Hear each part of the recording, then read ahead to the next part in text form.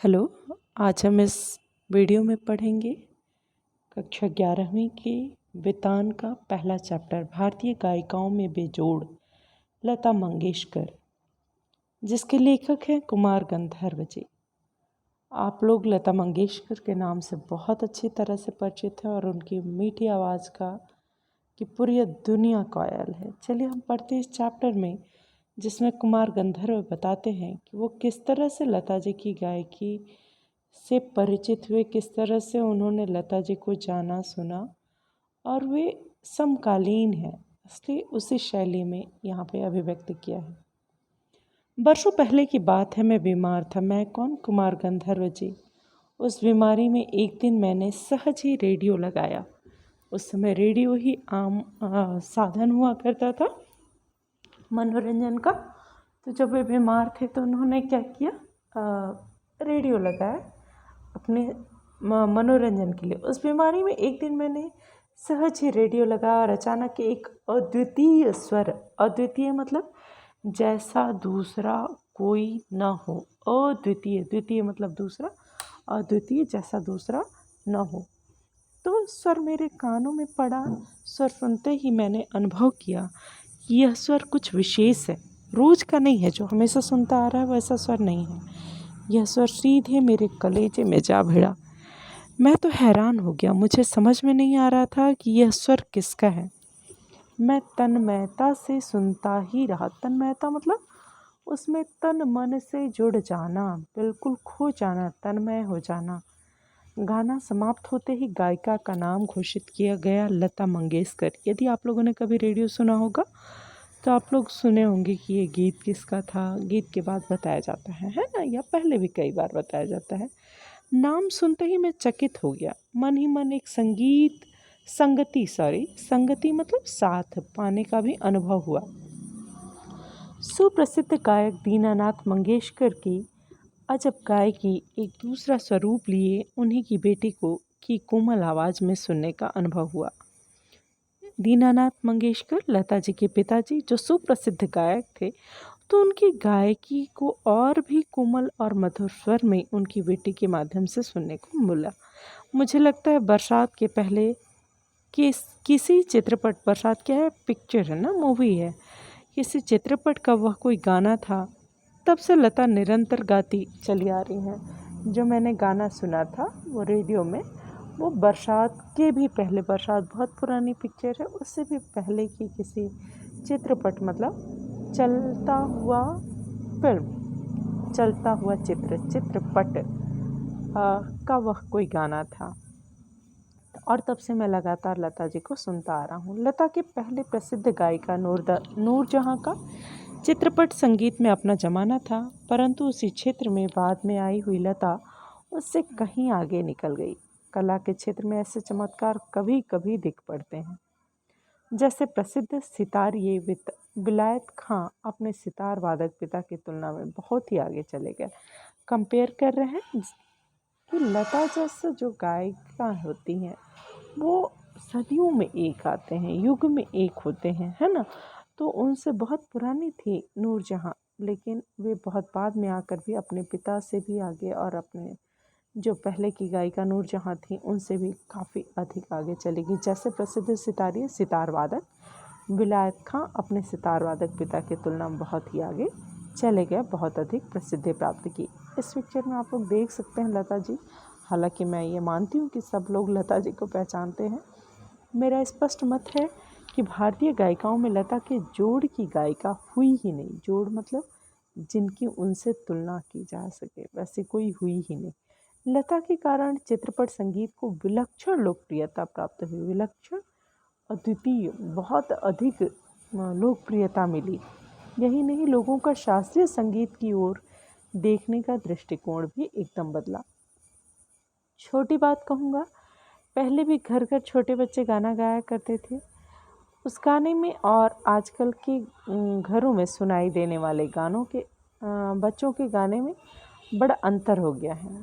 Sorry, ये जो बीच में डिस्टर्बेंस आ रहा है, क्या बोल रहे हैं कि पहले भी बच्चे गाना गाया करते थे, लेकिन अब ये जो गाना सुनने में आता है लता जी की गायकी के बाद, उसमें बहुत अंतर आया। आजकल के नन्हे मुन्ने भी स्वर में गुनगुनाते थे। पहले शास्त्रीय संगीत अधिक प्रचलित था।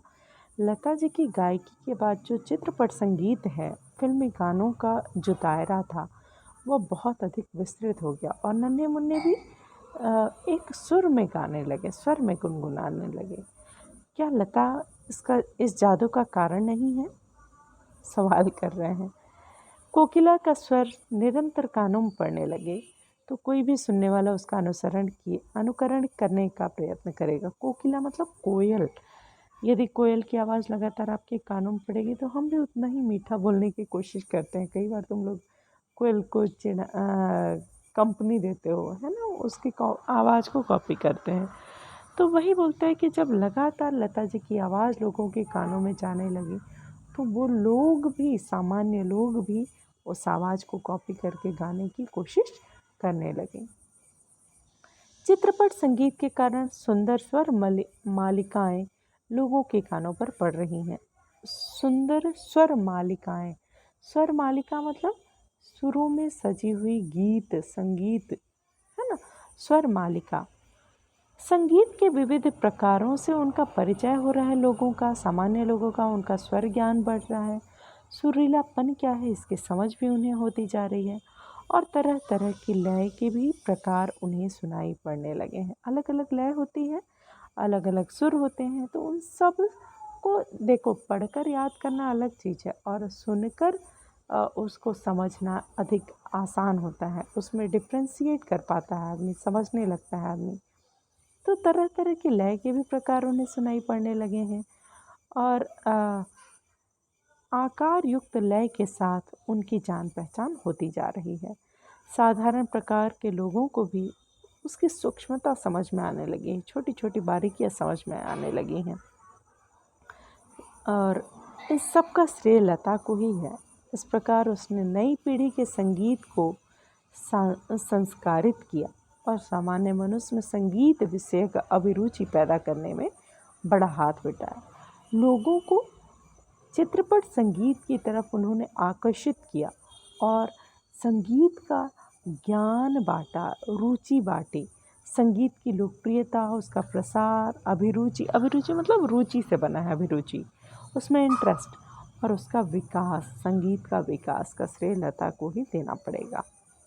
सामान्य श्रोता को अगर आज लता की ध्वनि मुद्रिका और शास्त्रीय गायकी की ध्वनि मुद्रिका सुनाई जाए, ध्वनि मुद्रिका, ध्वनि मतलब आवाज़ और मुद्रिका मुद्राएं मतलब सुर ताल, तो यदि लता जी की ध्वनि मुद्रिकाएं सुनाई जाए अर्थात फिल्मी गाने और शास्त्रीय गायकी की ध्वनि मुद्रिका सुनाई जाए तो वह लता की ध्वनि मुद्रिका ही पसंद करेगा। क्यों? क्योंकि देखो, दोनों की अपनी अपनी जगह है, शास्त्रीय संगीत की भी और चित्रपट संगीत की भी। लेकिन शास्त्रीय संगीत के लिए बहुत अधिक आपको डेडिकेटेड होना पड़ेगा और बहुत डूबना पड़ेगा, स्थायी होना पड़ता है, स्थिर होना पड़ता है। जबकि चित्रपट संगीत क्या है, चलते फिरते व्यस्तता में भी उसका आनंद लिया जा सकता है।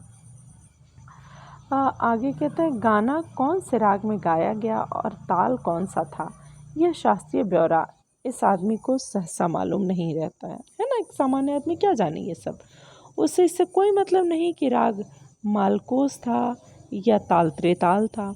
उसे तो चाहिए वह मिठास जो उसे मस्त कर दे। संगीत में क्या चाहिए? मिठास जो आपको मस्त कर दे। उसको व्याकरणिक ज्ञान से, उसको राग से, उसको ताल से क्या मतलब है? जिसका वो अनुभव कर सके और वह स्वाभाविक ही है, क्योंकि जिस प्रकार मनुष्यता हो तो वह मनुष्य है, वैसे ही गानपन हो तो वह संगीत है ना। संगीत में क्या होना चाहिए? गानपन का होना बहुत ज़रूरी है।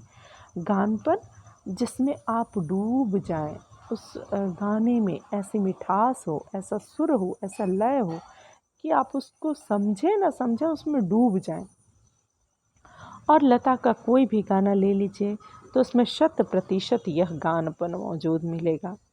लता की लोकप्रियता का मुख्य मर्म यह गानपन ही है। लता के गाने की एक और विशेषता है उसके स्वरों की निर्मलता। निर्मल जिसमें मल नहीं, मल मतलब गंदगी, मलिन, गंदा बोलते हैं ना, तो निर्मल मतलब स्वच्छ बिल्कुल। तो निर्मलता, उनके स्वरों की जो निर्मलता है, स्वच्छता है, जो बिल्कुल स्पष्ट है। उसके पहले की पाशर्व गायिका नूरजहाँ, पाशर्व जो फिल्मों में गाते हैं ना, पाशर्व गायिका, ठीक है, पाशर्व गायिका नूरजहाँ भी एक अच्छी गायिका थी, इसमें संदेह नहीं। तथापि फिर भी उसके गाने में एक मादक उत्तान दिखता था। लता के स्वरों में कोमलता और मुग्धता है, मुग्धता जिसमें आप खो जाएं। ऐसा दिखता है कि लता का जीवन की ओर देखने का जो दृष्टिकोण है वही उसके गायन की निर्मलता में झलक रहे हैं।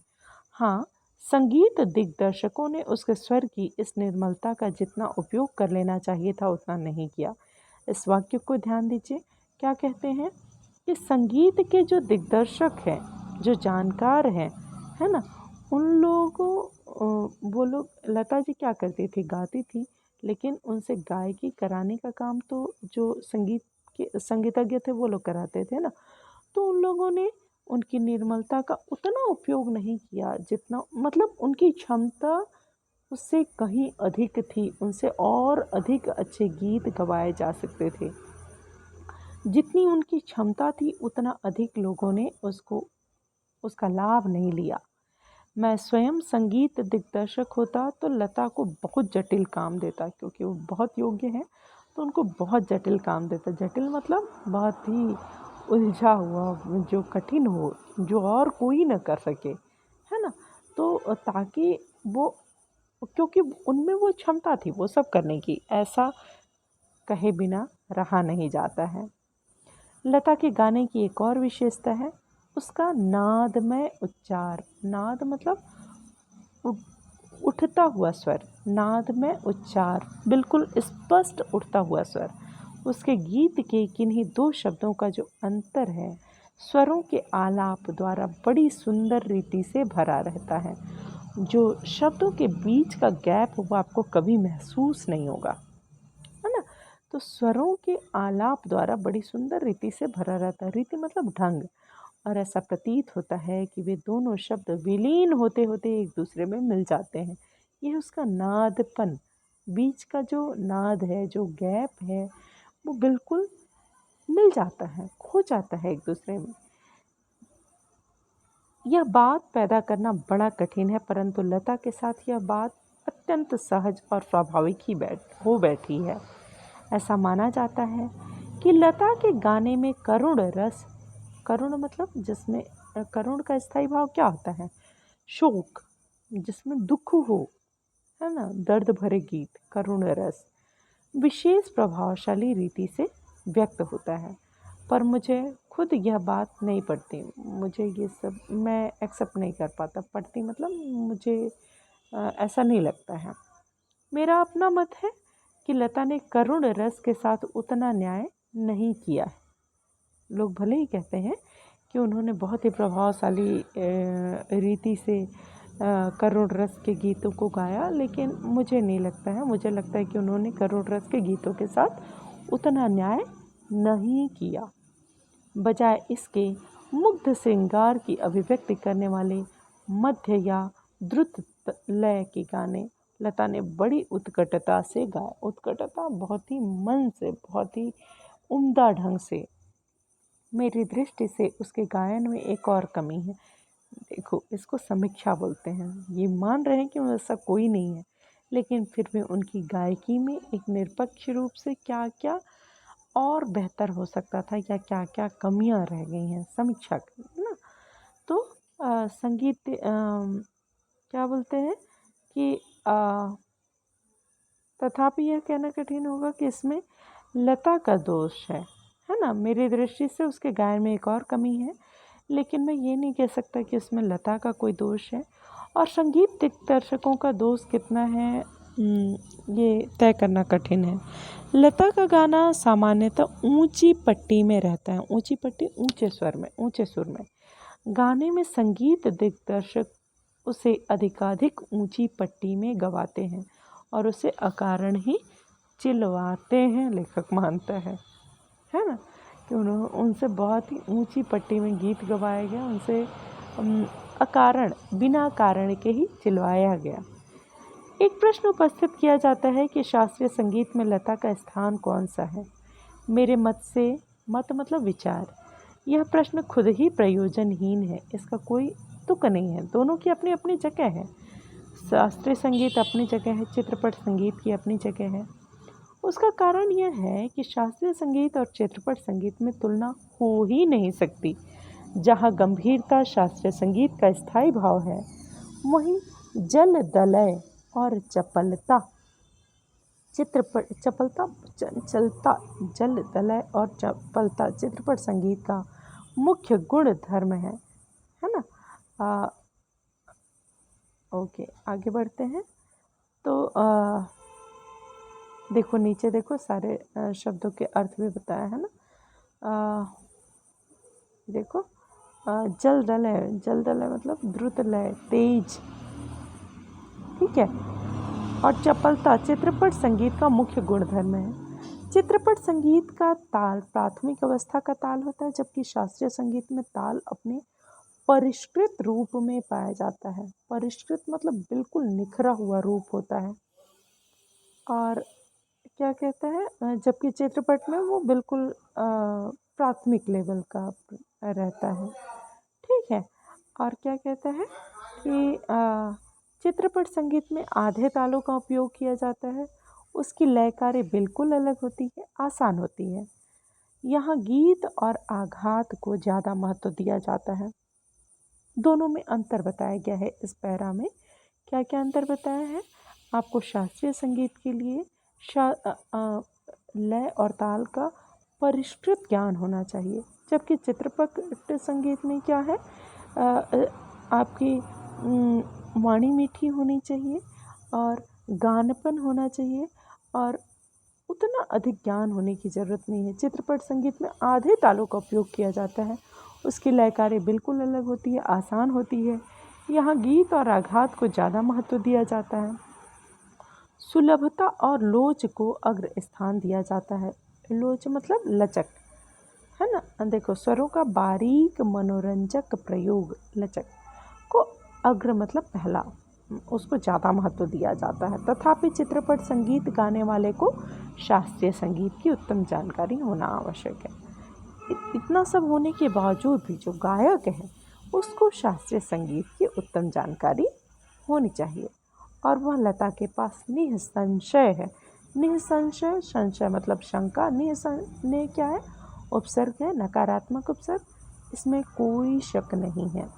3-3.5 मिनट के गाए हुए चित्रपट के किसी गाने का और एकाध खानदानी शास्त्रीय गायक की 3-3.5 घंटे की महफिल, इन दोनों का कलात्मक और आनंदात्मक मूल्य एक ही है, ऐसा मैं मानता हूँ। लेखक का अपना मानना है कि 3-3.5 घंटे की शास्त्रीय संगीत की महफिल और 3-3.5 मिनट का चित्रपट संगीत, इन दोनों का कलात्मक और आनंदात्मक मूल्य एक ही है।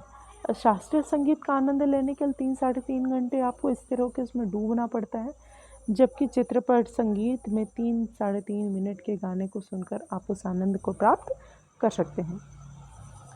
किसी उत्तम लेखक का कोई विस्तृत लेख जीवन के रहस्य का विशद रूप में वर्णन करता है, तो वही रहस्य छोटे से सुभाषित का या नन्ही सी कहावत में सुंदरता और परिपूर्णता से प्रकट हुआ भी दृष्टिगोचर होता है। बड़ी से बड़ी बात को आप लोगों ने पढ़ा होगा, कबीर के दोहों में, रहीम के दोहों में, या बड़ी बड़ी बातों को दोहों में, पदों में व्यक्त किया गया।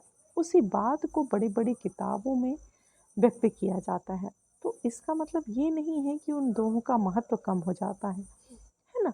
तो वही कंपेयर कर रहे हैं कि शास्त्रीय संगीत 3-3.5 घंटा और ये 3-3.5 मिनट, लेकिन आनंद का स्तर वही होता है या शायद कहीं अधिक, क्योंकि चित्रपट संगीत का आनंद कोई भी ले सकता है, जबकि शास्त्रीय संगीत का आनंद वही ले सकता है जिसको संगीत का अच्छा ज्ञान हो। उसी प्रकार 3 घंटों की रंगदार महफिल का सारा रस लता की 3 मिनट की ध्वनि मुद्रिका में आस्वादित किया जा सकता है। उसका एक एक गाना एक संपूर्ण कलाकृति होता है।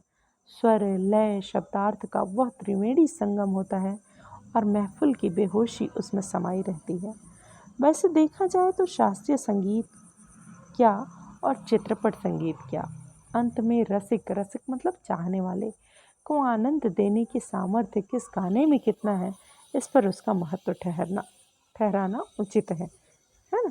चाहे वो शास्त्रीय हो या चित्रपट संगीत हो, लेकिन जो उसके चाहने वाले हैं उसको वो अंत में कितना आनंद दे रहा है उससे निर्भर करता है। इस पर निर्भर नहीं करता कि ये तो 3 मिनट का था, ये 3 घंटे का था, है ना। मैं तो कहूँगा कि शास्त्रीय संगीत भी रंजक ना हो तो बिल्कुल ही नीरस ठहरेगा। रंज होना चाहिए उसमें भी, एक उतार चढ़ाव होना चाहिए, अनाकर्षक प्रतीत होगा और उसमें कुछ कमी सी प्रतीत होगी। गाने में जो गानपन प्राप्त होता है वह केवल शास्त्रीय बैठक के पक्केपन की वजह से, ताल सुर के निर्दोष ज्ञान के कारण नहीं। गाने की सारी मिठास, सारी ताकत उसकी रंजकता पर मुख्यतः अवलंबित रहती है। अवलंबित मतलब टिकी रहती है। और रंजकता का मर्म रसिक वर्ग के समक्ष कैसे प्रस्तुत किया जाता है, किस रीति से उसकी बैठक बिठाई जाए और श्रोताओं से कैसे सुसंवाद साधा जाए, इसमें समाविष्ट है ना। आपका जो लक्ष्य है वो पूरा होना चाहिए। गीत का लक्ष्य क्या है, लोग उसमें डूब जाएं, उस गीत को आनंद प्राप्त करें, उसको सुनकर उसको गाएं, है ना। तो आपका वो लक्ष्य कितना पूरा हो रहा है इस पर निर्भर करता है। ठीक है, इस मनुष्य का अस्थिपंजर और एक प्रतिभाशाली कलाकार द्वारा उसी मनुष्य का तैलचित्र ऑयल पेंटिंग ना, इन दोनों में जो अंतर होगा वही गायन के शास्त्रीय ज्ञान और उसके स्वरों द्वारा की गई सुसंगत अभिव्यक्ति में होगा। शास्त्रीय गायन का ज्ञान होना और उसको सुसंगत ढंग से व्यक्त करना, अभिव्यक्त करना में बहुत अंतर है, बहुत अंतर है। आपको ज्ञान है लेकिन आप उसको कितने सफलता के साथ प्रस्तुत कर पा रहे हैं। ठीक है, तो यदि आपके पास बहुत ज्ञान है पर आप सामने वाले को समझा नहीं पा रहे हो तो वो ज्ञान किस काम का। वही बोल रहे हैं कि शास्त्रीय संगीत है और 3 साढ़े 3 घंटे का और 3 साढ़े 3 मिनट का चित्रपट संगीत है, तो उससे जो रसिक है, जो सुनने वाला है, जो चाहने वाला है, उसको कितना आनंद मिलता है, वो कितना डूबता है, ये मायने रखता है। संगीत के क्षेत्र में लता का स्थान अव्वल दर्जे के खानदानी गायक के समान ही मानना पड़ेगा। क्या लता 3 घंटों की महफिल जमा सकती है? ऐसा संशय व्यक्त करने वालों से मुझे भी एक प्रश्न पूछना है। जब लोग ऐसा सवाल पूछते हैं तो मुझे भी एक सवाल करना है, क्या कोई पहली श्रेणी का गायक 3 मिनट की अवधि में चित्रपट का कोई गाना उसकी इतनी कुशलता और रसोत्कटता से गा सकेगा? रसोत्कटता, रस मतलब आनंद, उत्कटता उसमें रस, इस ढंग से डूबा हुआ। रस मतलब क्या होता है? आनंद होता है। आप लोगों ने रस पढ़ा है कक्षा 10वीं में, तो रसोत्कटता से गा सकेगा? ये मेरा सवाल है। ये जो लोग पूछते हैं कि नहीं क्या लता 3 साढ़े 3 घंटे का शास्त्रीय संगीत गा सकती है, तो जो अव्वल दर्जे का शास्त्रीय गायक है क्या वो लता के गीत को उसी रसोत्कटता से और उसी कुशलता से गा सकता है? नहीं। यही उस प्रश्न का उत्तर उन्हें देना पड़ेगा। खानदानी गवाहियों का ऐसा भी दावा है कि चित्रपट संगीत के कारण लोगों की अभिरुचि बिगड़ गई। अभिरुचि मतलब रुचि। चित्रपट संगीत ने लोगों के कान बिगाड़ दिए, ऐसा आरोप लगाया जाता है। पर मैं समझता हूँ कि चित्रपट संगीत ने लोगों के कान खराब नहीं किए, उल्टे सुधार दिए हैं। ये विचार पहले ही व्यक्त किए हैं और उनकी पुनरुक्ति नहीं करूँगा। पहले ही मैं बता चुका हूँ कि चित्रपट संगीत ने संगीत की पहुँच आम लोगों तक कर दी। बच्चा बच्चा गुनगुनाना सीख गया सुर ताल में, तो उसको फिर से मैं नहीं दोहराऊंगा। सच बात तो यह है कि हमारे शास्त्रीय गायक बड़ी आत्मसंतुष्ट वृत्ति के हैं। संगीत के क्षेत्र में उन्होंने अपनी हुकुमशाही स्थापित कर रखी है। शास्त्र शुद्धता के कर्मकांड को उन्होंने आवश्यकता से अधिक महत्व दे रखा है। मगर चित्रपट संगीत द्वारा लोगों की अभिजात्य संगीत के जान पहचान होने लगी है ना। जो शास्त्रीय संगीत है उसको जानने वाले लोगों में एक स्थायित्व है, अपनी जगह पे वो लोग स्थिर हो गए हैं, वो कुछ नए एक्सेप्ट करने को तैयार नहीं है। जबकि चित्रपट संगीत का क्षेत्र बहुत विस्तृत है। उनकी चिकित्सक और चौकस वृत्ति अब बढ़ती जा रही है। केवल शास्त्र शुद्ध और नीरस गाना उन्हें नहीं चाहिए। जो जनता है उसको नीरसता नहीं चाहिए। अब उनको क्या चाहिए? उन्हें तो सुरीला और भावपूर्ण गाना चाहिए। और यह क्रांति चित्रपट संगीत ही लाया है। चित्रपट संगीत समाज के संगीत विषयक अभिरुचि में प्रभावशाली मोड़ लाया है। चित्रपट संगीत की लचकदारी उसका एक और सामर्थ्य है, ऐसा मुझे लगता है। उस संगीत की मान्यताएं, मर्यादाएं, झंझटें सब कुछ निराली हैं। चित्रपट संगीत का तंत्र ही अलग है। यहाँ नवनिर्मित की बहुत गुंजाइश है ना। यहाँ पे आप लोग देखते हो चित्रपट संगीत में कितना एक्सपेरिमेंट होता रहता है। जैसा शास्त्रीय रागदारी का चित्रपट संगीत दिग्दर्शकों ने उपयोग किया, उसी प्रकार राजस्थानी, पंजाबी, बंगाली प्रदेश के लोकगीतों के भंडार को भी उन्होंने खूब लूटा है। यह हमारे ध्यान में रखना चाहिए। धूप का कौतूहल करने वाले पंजाबी लोकगीत, रुक्ष और निर्जल राजस्थान में पर्जन्य याद दिलाने वाले गीत, पहाड़ों की घाटियाँ। यहाँ पे क्या बोलना चाह रहा है कि जो चित्रपट संगीत है उसमें क्षेत्रीयता को भी अपने भीतर उसने समाहित किया है। चाहे वो कहीं का भी हो, लोकगीतों को भी चित्रपट संगीतों में जगह मिली है। यह हमारे ध्यान में रहना चाहिए। धूप का कौतुक करने वाले पंजाबी लोकगीत, रुक्ष और निर्जन राजस्थान में पर्जन्य की याद दिलाने वाले गीत, पहाड़ों की घाटियों, खोरों में प्रतिध्वनित, खोर मतलब सुरंग, खोरों में प्रतिध्वनित आवाज़ वापस आती है ना, सुरंग में, पहाड़ों में आवाज़ दीजिए तो प्रतिध्वनित होने वाला आवाज़ वापस आती है, उसको प्रतिध्वनित बोलते हैं। पहाड़ी गीत, ऋतु चक्र समझाने वाले और खेती के विविध कामों का हिसाब लेने वाले कृषि गीत और ब्रज भूमि में समाविष्ट सहज मधुर गीतों का अतिशय मार्मिक व रसानुकूल उपयोग चित्रपट क्षेत्र के प्रभावी संगीत दिग्दर्शकों ने किया है और आगे भी करते रहेंगे। थोड़े में कहूँ तो संगीत का क्षेत्र ही विस्तीर्ण है, बहुत विस्तृत है। वहाँ अब तक अलक्षित, असंशोधित और अदृष्टिपूर्व ऐसा खूब बड़ा प्रांत है। तथापि बड़े जोश से इसकी खोज और उपयोग चित्रपट के लोग करते चले आ रहे हैं। फल्स और रिजल्ट क्या हुआ? चित्रपट संगीत दिनों दिन अधिकाधिक विकसित होता जा रहा है। ऐसे इस चित्रपट संगीत क्षेत्र की लता अनभिषिक्त साम्राज्ञी है। अनभिषिक्त मतलब इसमें कोई शक नहीं है, एकमात्र साम्राज्ञी है ना, सम्राट साम्राज्ञी। और भी कई पार्श्व गायक गायिकाएँ हैं, पर लता की लोकप्रियता इन सभी से कहीं अधिक है। उसकी लोकप्रियता के शिखर का स्थान अचल है, स्थिर है। बीते अनेक वर्षों से वह गाती आ रही है और फिर भी उसकी लोकप्रियता अबाधित है। इतने लोग आए गए, पर लता की जगह आज भी वही है। लगभग आधी शताब्दी, 50 साल से अधिक तक जन मन पर सतत प्रभुत्व रखना आसान नहीं होता है। ज़्यादा क्या कहूँ, एक राग भी हमेशा टिका नहीं रहता। भारत के कोने कोने में लता का गाना जा पहुँचे। यही नहीं, परदेश में भी उसका गाना सुनकर लोग पागल हो उठे। यह क्या चमत्कार नहीं है? और यह चमत्कार हम प्रत्यक्ष देख रहे हैं। ऐसा कलाकार शताब्दियों में शायद एक ही पैदा होता है। ऐसा कलाकार आज हम सभी के बीच है। उसे अपनी आँखों के सामने घूमता फिरता देख पा रहे हैं। कितना बड़ा हमारा भाग्य है।